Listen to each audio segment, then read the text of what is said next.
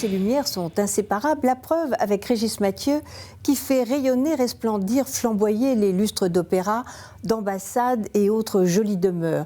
Mais le plus brillant, ce sont ses créations, son savoir-faire, sa collection que je vous invite à découvrir. Repreneur de l'entreprise familiale, Régis Mathieu réalise depuis bientôt 10 ans des luminaires design. Il crée, mais il restaure aussi les plus beaux lustres de la planète. L'hôtel de la C, le Petit Trianon, les ambassades sont des exemples, autant de chantiers qu'il compte à son actif. Certains même pharaoniques, comme la restauration du lustre de l'Opéra de Monte-Carlo de 5 mètres de haut et pesant 5 tonnes. Un pari comme un autre pour cet homme de challenge qui a décidé de redonner de l'éclat à ses lustres somptueux au cœur d'un Luberon non moins somptueux. Je suis tombé dans les lustres assez facilement parce que mon père fabriquait des lustres. Donc la société qui date de la fin des années 40 a toujours fabriqué des lustres. Donc depuis tout petit, les week-ends c'était les antiquaires, les musées, les collections. Et puis je crois que dans la famille, dès qu'on rentre quelque part, on regarde en l'air pour voir le lustre. Aujourd'hui, si le célèbre lustre cage du XVIIIe est devenu objet de décoration et qu'il a depuis longtemps dépassé la simple fonction d'éclairer, c'est sûrement grâce à la passion que lui voue Régis Mathieu. J'avais 20 ans au début. Donc quand on a 20 ans, rien n'est impossible. Même si ça doit mettre 10 ans ou 20 ans à se réaliser, c'est pas grave. Et puis il y a ce côté, je suis un homme de challenge. Je crois que j'ai entendu dire que les lustres n'étaient plus à la mode, que l'entreprise familiale c'était fini, que j'étais pas obligé. Et puis il y avait ce côté lustre. Les lustres n'étaient plus du tout à la mode. Donc le challenge est posé. Donc là vous rentrez dans le Saint des Saints, c'est la partie atelier. Toujours, ce qui est amusant dans la société, c'est que les trois activités sont complètement liées et mélangées, que ce soit la restauration, la fabrication de lustres.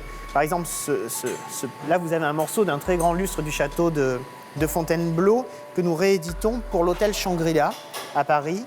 Et enfin, la création des luminaires contemporains. Entre les créations d'époque et celles rééditées, plus de 200 lustres sont réunis dans les ateliers. Et pour chacune, il assure une sorte de traçabilité que seul un bastion d'artisans d'art passionnés garantit encore aujourd'hui. C'est vraiment un travail d'équipe. Si la boutique Chanel, dans 30 ans, décide de changer le lustre de place ou en veulent un second ou doivent réparer quelque chose, on saura qu'est-ce qu'on a mis comme ampoule, qu'est-ce qu'on a mis comme cristal de roche, comment on a fait le décor. C'est qu'à ce prix-là que nous arrivons tous ensemble à fabriquer des pièces uniques et de très très belles pièces.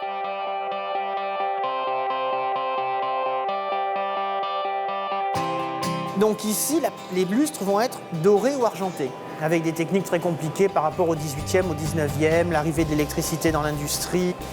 Et donc une fois que les pièces sont dorées ou argentées, elles partent en patine. La patine, c'est là.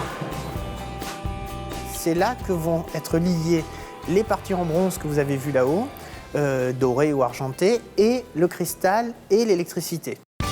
De la conception à la réalisation, l'atelier de la maison supervise tous les stades de production avec un minutieux sens du détail. Une fabrication à demeure qui permet à Régis Mathieu de varier les plaisirs et les matières. Sa préférence, le cristal qu'il taille façon émeraude ou coussin pour créer des lustres d'une très élégante modernité. Pendant près d'une décennie, j'ai coupé le quartz pour lui donner la forme que je voulais. Et puis en ramenant toujours des petits morceaux de quartz pour moi, pour faire un presse-papier, parce que de temps en temps c'est tellement magnifique qu'on n'a pas envie de la couper, on veut la garder telle qu'elle. Ces pièces de quartz qui sont toutes uniques, en fait, nous les montons sur une armature en cuivre qui fait qu'en fait on puisse comme ça à l'infini jouer avec des différents modèles. Mon chouchou à moi, ce lustre-là. Là, j'ai voulu utiliser du quartz blanc, mais avec un certain taux de transparence pour que le cube soit quand même plein. Et sur une face, j'ai utilisé que de l'améthyste. Donc là, vous avez une face en améthyste. Avec justement ces jeux de transparence, c'est la même pierre. C'est pour ça que c'est homogène. Et on dit bien, c'est léger comme 500 kilos d'homogénéité. Un sculpteur, ça conçoit en 3 dimensions, parce que ça va rajouter cette 3e dimension. Moi, je conçois en 4 dimensions, c'est-à-dire que j'ai mes 3 dimensions géométriques et j'ai la lumière. C'est-à-dire que je conçois mon objet et je l'imagine éteint et allumé. D'archéologue de pièces du XVIIe à créateur de lustres contemporains, Régis Mathieu cherche toujours à exprimer l'authenticité de l'époque et du grand artisanat. C'est-à-dire que moi, je me sens plutôt bijoutier du plafond qu'éclairagiste. Et c'est ça qui a fait qu'après, on est devenu très pointu dans la lumière, les bougies, les éclairages intérieurs, etc. C'est pour mettre en valeur le bijou. Mais vous allez avoir pas qu'une bougie qui ressemble à une flamme, mais un salon qui ressemble à un salon éclairé aux bougies. C'est ça mon travail. Eh bien, mission accomplie.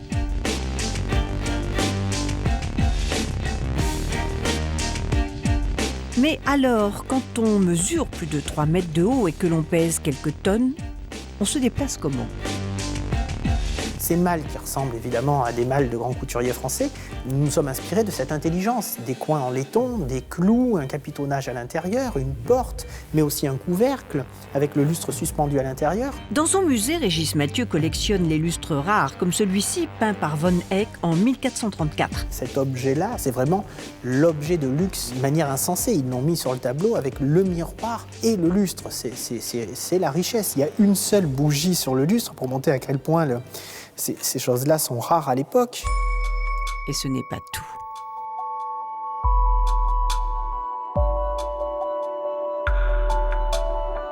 Nous avons installé ici tout ce que nous appelons communément les lustres hollandais ou la haute époque, avec ce lustre qui est amusant parce qu'il est d'une taille gigantesque, 2,50 m de haut sur 2 mètres de diamètre. L'excessivement célèbre lustre français du XVIIIe, donc la cage, où on peut voir ce que je vous expliquais tout à l'heure, ces fameux cristaux qui sont relativement jaunes, relativement gris, améthystes. Ce qui est amusant avec ce lustre, c'est que la technique est complètement étrangère à ce que nous avons l'habitude de faire. Ça, c'est du plomb, ça, c'est du bois, ça, c'est du fer, ça, c'est du bronze. Tout est mélangé à l'intérieur. On est en 1850. Le lustre est au gaz. Vous avez à l'intérieur du lustre les robinets de gaz qui sont cachés. Là, vous avez quelque chose qui, pour moi, a une grande modernité, ce que nous appelons des lustres à liserons. Et ces lustres étaient fabriqués de porcelaine, de verre et de bronze doré. Le lustre russe, c'est quelque chose qui est très léger. Il est suspendu par des chaînes. Et puis, vous avez ces petites choses comme ça qui jouent comme des perles de cristal. Alors que là, on est dans un esprit drapé. Les années 30, j'aime beaucoup ce lustre parce qu'il a gagné le premier prix du concours des Arts Déco. Le début du siècle, puis celui-là que je trouve absolument merveilleux, Adnet, avec ses néons et cette grande modernité. C'est une notion de luxe, oui, d'être au quotidien dans un bel endroit, avec de très beaux objets, mais le luxe, c'est pas de les côtoyer, c'est de les apprécier. Au moment où vous ne les appréciez plus, peut-être que le luxe, c'est de revenir à la nature. Passion, quand tu nous tiens, tu nous fais faire des merveilles, c'était la phrase du jour.